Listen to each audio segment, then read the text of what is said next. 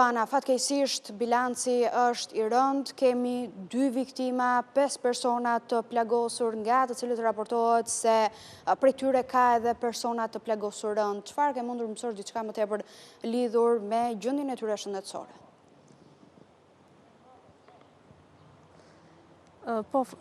habi në fakt sa i takon këtij aksidenti të rënd të regjistruar pas ditën e kësaj të premtje konkretisht në rrugën e Kombit në aksin rrugor Rëshen Milot, ku fatkeqësisht siç e ndoqëm dhe nga materiali, por siç e thatë edhe ju, kemi të regjistruar 2 viktima, ndërsa në spitalin e traumës po marrin trajtim mjekësor 3 të plagosur, të cilët njëri prej tyre ka qenë dhe drejtues i njërit nga automjetet të përfshirë në këtë aksident dhe 2 të tjerët pasagjer në këtë automjet. Sa i takon të aksidentuarve në këtë aksident, konkretisht në spitalin e traumës po marrin trajtim mjekësor Shpresa Prekpalaj, 51 vjeç, Leonita Prekpalaj dhe Domenik Prekpalaj, siç duket janë të së njëjtës familje, ndërsa kryefamiljari i tyre, do të thënë fakt fatkeqësisht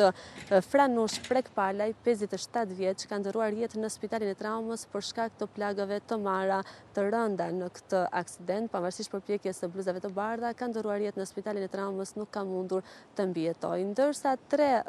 antarët e tjerë të familjes, të cilët ndodhen në spitalin e traumës dhe po marrin trajtimin e duhur mjekësor, sipas asaj çfarë kemi arritur të mësojmë nga bluzat e bardha, gjendja e tyre aktualisht paraqitet stabil. Njëri prej tyre është në gjendje më të rëndë shëndetësore, por megjithatë është ende herët, të paktën sipas informacioneve të siguruara nga bluzat e bardha, që vijojnë të jenë në ekzaminimet dhe në trajtimin e duhur të stafit mjekësor.